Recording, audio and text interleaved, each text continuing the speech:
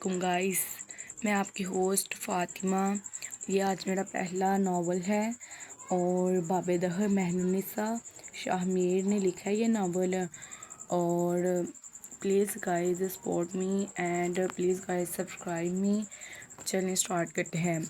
दास्तान की इब्तदा एक गुप्त तारीख तहखाने से हुई। नशिस्त 5, नफूस 5, असीर 5, लेकिन क्या चलती सांसें भी 5 थी?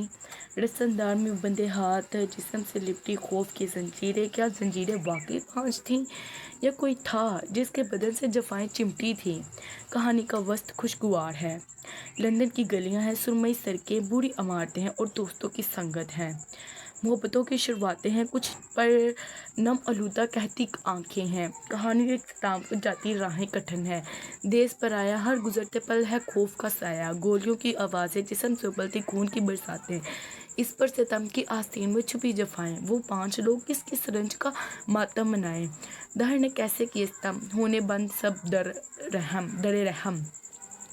ये बात मगर जालिम है, जफाकार है, दगादार है और सियाकार है। मिलाल जे के संगत रियाकार है। 5 सांसें क्या यूं ही चलती रहेंगी या तय खाना लाशें उठाएगा? क्या दोस्त एक बार फिर जुदा होंगे? बाबेदहर जल्द हर राज खोलेगा या फिर कोई पहेली पीछे छोड़ेगा?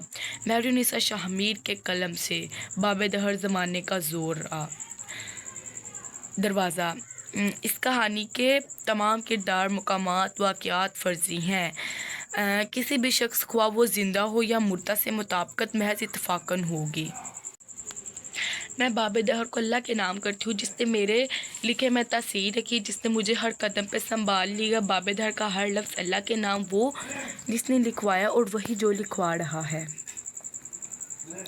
आसमान ने स्याह चादर ओढ़ कर हिजर का गम मनाना चाहा तो चांद ने हिफ्ज़ मात तक दम अपनी रोशनी मतम कर दी। तारों ने रूपोश होने का अंदिया दिया और आसमान का हिजर का बड़म रख लिया।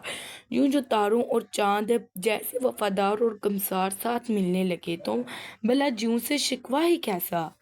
इस स्याह तारीख रात में पहाड़ों के दामन में वाक़या एक छोटे से गांव का रुख करो तो कई कहानियां मुंह लपेटे लकड़ी के बोसीदा दरवाजे से झांकती नजर आएंगी।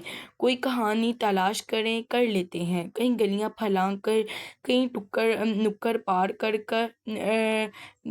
कई गलियां फलांग कर, कई नुक्कड़ टाप कर, जर्द बल्ब के गिर्द परवानों का रक्स देखते, पहाड़ों की ओर से उभरती बेड़ियों कोई आवाज़ सुनते, कई खुशबुओं को पीछे छोड़े, कई साजिशों को साथ जोड़े। एक लंबी पूरी सरार खामोश सी गली में पूरी शान से खड़े एक पत्थरों के बने घर की तरफ आओ तो बुरी लकड़ी का रंगीन नक्शो निगार वाला दरवाज़ा खुला हुआ था। रात जूं जूं गहरी होती जा रही थी, बर्फबारी की शिद्दत में इजाफा होता जा रहा था। आसमान से गिरते रुई के गोले घर की दीवारों, सड़क और दरवाजे के सामने एक पहाड़ की सी सूरत इख्तियार करते जा रहे थे। इस बर्फबारी में इस घर के सहन में खड़े 3 मर्द अब दाखिली दरवाजे की ओर बढ़ रहे थे। इनके चेहरे गैर वाजिया थे, आवाज़ें मध्यम। इनके वजूद से कोई पोशीदा बैद, किसी राज के खुल जाने का खौफ आता था।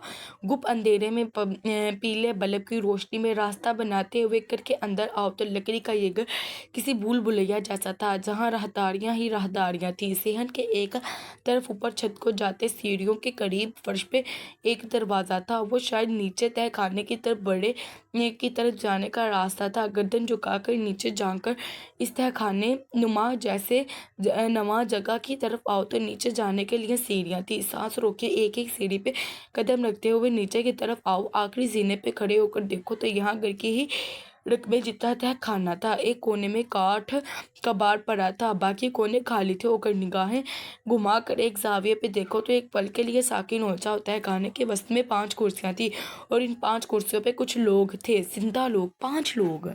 इनके चेहरे एक तरफ ढलके हुए थे, आंखें बंद थी, चेहरे पे किसी किस्म के जख्म का निशान नहीं था। हाँ, मगर इनमें से एक मर्द के बाजू पे प्लास्टर था, माथे पे जख्म का निशान था, फिर का निशान भी सिर्फ इसी के था। करीब से देखो तो इनके वजूद पे लिबास बरांडी थे, बदन से महक उठती थी, पैरों के जूतों से लाखों रुपए की मालियत का अंदाज़ा होता था। वो यकीनन आला अहदों पे फाइज रहे होंगे। 4 مردوں کے ساتھ 5ویں اسیر ایک لڑکی تھی۔ اس کے گلے میں ایک پتلی چین تھی جس میں سبز ہیرا جگمگا رہا تھا۔ ہم رنگ ہیرے اس کے کانوں اور انگلیوں میں بھی تھے۔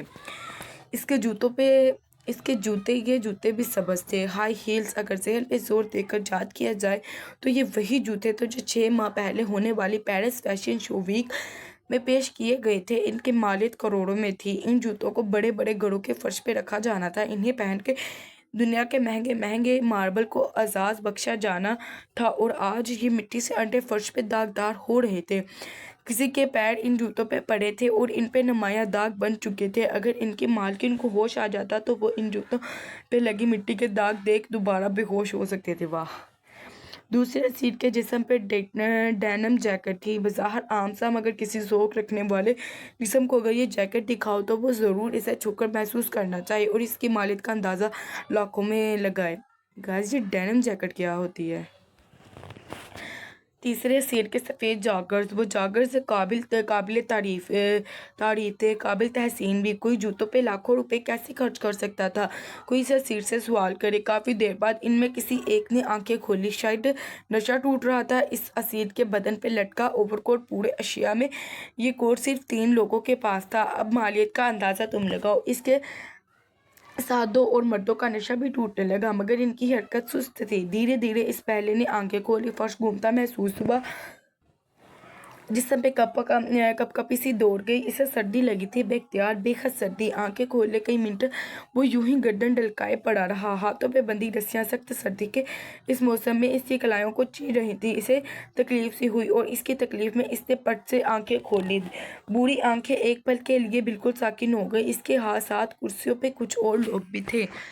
ایک لمحے کے لیے وہ سانس نہیں لے سکا۔ وہ آنکھیں پوری طرح کھولے بے یقینی سے آس پاس دیکھ رہے تھے۔ اس کے دوست اور وہ کسی جگہ قید ہو چکے تھے۔ یہ حقیقتی مذاق یا پھر سراب؟ شدان، زبرج! اٹھو زبرج، اٹھو! وہ ان دونوں کو پکار رہا تھا، جنہیں ابھی بھی ہلکا سا ہوش آیا تھا۔ سخت سردی میں اب اسے ٹھنڈے پسینے آ رہے تھے۔ وہ دونوں نیم غنودگی میں تھے۔ اس نے اپنی کرسی گھسیٹی۔ آواز پہ ایک مرد نے آنکھیں کھولی۔ دوسرا مرد ابھی بھی کرسی کو گھسیٹتے ہوئے اپنے باقی ساتھیوں تک پہنچنے کی کوشش کر رہا تھا۔ اس کے ہاتھ بندھے ہوئے تھے مگر ٹانگیں آزاد تھیں، اور اب وہ انہی آزاد ٹانگوں سے اپنے ایک ساتھی کی کرسی کو ٹھوکر مار رہا تھا۔ دوسرا اسیر بھی آنکھیں کھول چکا تھا، اور اب وہ آس پاس دیکھ کر اس جگہ کو اور اپنے یہاں ہونے کے مقصد کو سمجھنا چاہتا تھا۔ وہ بھی اتنا شاک تھا جتنا پہلا مرد۔ تیسرے نے بھی ہلکی ہلکی آنکھیں کھولی۔ اسے اپنے ہاتھ سن ہوتے محسوس ہوئے۔ اس کی کلائی میں بندھی اس کی گھڑی فرش پہ پڑی تھی۔ وہ سانس لینا بھول گیا۔ اس کی مہنگی گھڑی کا شیشہ ٹوٹ چکا تھا۔ دوسری طرف